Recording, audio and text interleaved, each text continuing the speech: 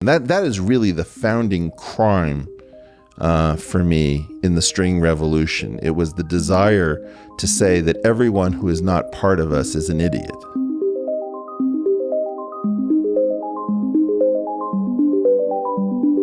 The point of the podcast is to explore new territory intellectually at maybe an academic level outside of traditional channels. And it has to do in part with my belief that we don't really understand how much idea suppression has been going on for a very long period of time within the standard institutions. In fact, I've created this thing I've called the DISC, the Distributed Idea Suppression Complex. And its purpose is to make sure that ideas do not suddenly catch fire and upend and disrupt previous structures. So, for example, I would claim that string theory, which has absolutely dominated theoretical physics since, 1984?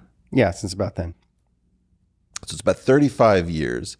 It artificially consolidated the field around a complex of ideas that did not have a huge signal coming from experiment, to try to steal home base. Well, I mean, to understand that, you have to understand as I'm sure you do, the culture of particle physics at the time when string theory started to grow, which is, up until, up through the 70s, there had been steady experimental results coming in from particle accelerators, where it was like a new particle every week that theorists were having to really cooperate on as a community, to jump in on and try to figure it out and exchange ideas very rapidly. That was more the 50s and 60s. It was, but it continued all the way through the 70s.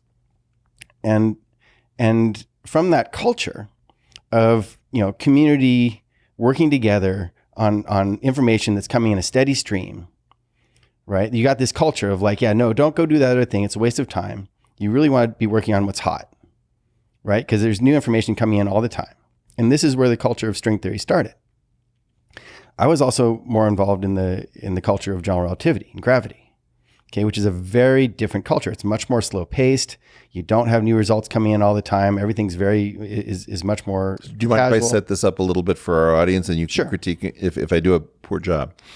In essence, the two great idea complexes in fundamental physics, not condensed matter physics or astrophysics, but like whatever ground reality physics is the general relativistic complex around the ideas of Einstein. And then there's the sort of quantum field theoretic complex, or the quantum complex around the ideas of Bohr. It's sort of fair enough and Planck. I don't mean to slight Dirac and others, but just to keep it simple, the children of Einstein and the children of Bohr. Right. And the boring people went into particle physics. The boring people? Well, you said they're the children of Bohr. So, Okay. So they're in this culture that's a very rapid fire, moving things along as part of a community. Whereas general relativity, the people from the Einstein community, were more exploring different possibilities at their own pace, and it was more of an exploratory culture, and that's the culture that turned into loop quantum gravity. So first of all, I'm going to begin arguing with you there. To me, the issue is that Einstein put much more of the general relativistic picture in place, so there was less to do for the descendants of Einstein. And because the quantum was considerably less tied up, there was much more work. And so through a system of selective pressures, the more successful community, in some sense, left fewer descendants, and they were less capable because there was less for them to do. Right. And then you had the quantum community start to attract the real brains because there was lots of work for a period of time to go back and forth between theory and experiment. That's right. Okay. But what happened was that when you think about it as a whole, that gravity has to be quantized. So there are two ways of getting there. You can either start from Bohr's children and quantum field theory and try to get from there to a quantum theory that encompasses gravity, or you can start from the gravitational side in geometry and try to somehow get quantum mechanics to play nice with this essentially classical geometric theory. And there were two very different approaches and two very different cultures. I still have some disagreements, but I don't think I necessarily want to derail us. All right. So anyway, the point I started with was that the string theory came out of the particle physics community. Now, when we say string theory, we mean the cultural explosion that happened in 1984 rather than the original string revolution of, let's say, Veneziana, which was much earlier. Okay. Right. So that in the mid 1980s, there was a discovery called the Anomaly Cancellation, where two very improbable things canceled each other, and the theory was suddenly, there was a theory that was given a green light that was highly restrictive as to what could go in that spot. Yep.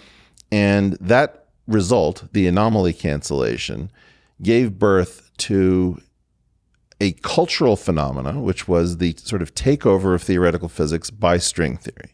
Right. It looked so promising at the time in the 80s. I mean, they thought that, yes, it naturally encompasses gravity, and all we need to do is find the right high dimensional manifold to attach to for our strings to vibrate in, and we'll immediately recover all the properties of the particles of the standard model. We just have to find the right one. We'll probably get this done by lunchtime. Be wrapped up.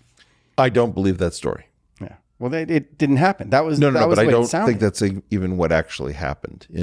I mean, I was in college during this period, and even though that's the story that I would agree is told inside of the community, yeah, I'm not sure that I fully believe it. If I go back to my own memories, something very different happened. Well, it took a while to get everybody on the bandwagon. I think something still different happened. I think that Ed Witten showed up, and that there was one human being. He's his own anomaly. He was absolutely an anomaly. He came to Penn in, I don't know whether it was 83 or 84. I left in 85, and he started talking about what the world was in a way that none of the physicists could actually follow, because he was using ideas from differential geometry and from higher mathematics in ways that most of the community couldn't track. He was saying things like, the reason we have 3 copies of the kind of matter that makes up our world comes from the characteristic numbers of a 6-dimensional complex manifold found at every point in space and time. And these things were so mind-blowing. I mean, if our listeners can't exactly follow it, they were in the same shoes as many people in the community. There was a voice that was clearly coming from another planet. Right. Undoubtedly the most brilliant person I've ever met in my life. The one person who continues to make me tremble when I hear his name or his voice. And this person signed on big time to string theory in a way that was very coercive and seductive, so that even though the community understood why he was signing on, it was in part Witten's endorsement that really started to move the needle, in my opinion. Yeah, and it's stunning just to what degree that failed. Okay, so say more. Well, the string theory unification program, the idea that this description of all fundamental particles and gravity and our entire universe would come from a model based on strings vibrating in other higher dimensions. I mean, that this unification program has failed.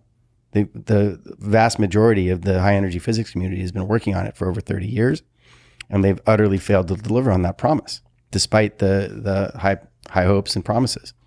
Well, and this has to do, and again, we can sort of do a small synopsis of the field. The idea was the original hopes had been built around an idealized point particle concept where hard little balls were kind of the naive model of particles. And then you had to smear them out and do waves on waves from that point particle concept called second quantization or quantum field theory.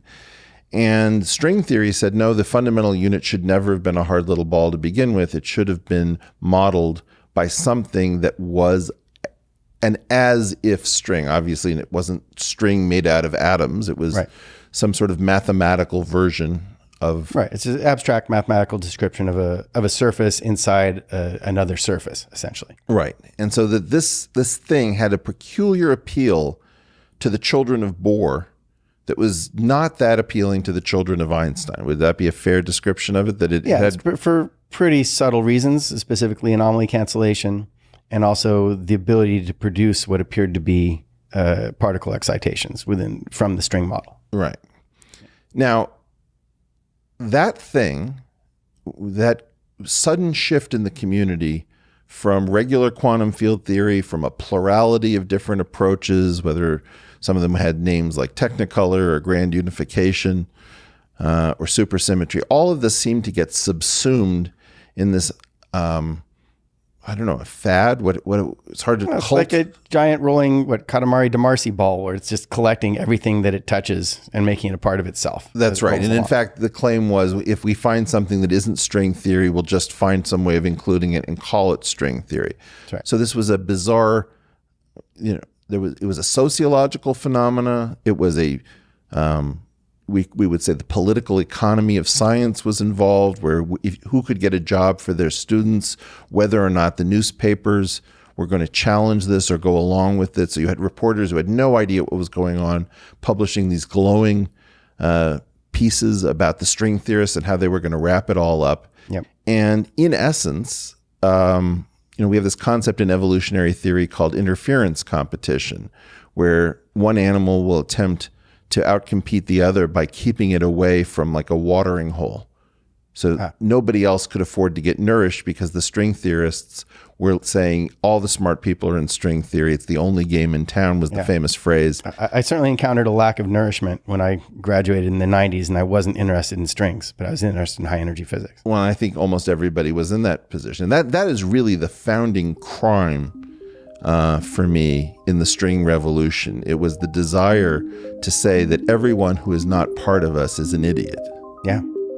That's above and beyond normal physicist arrogance.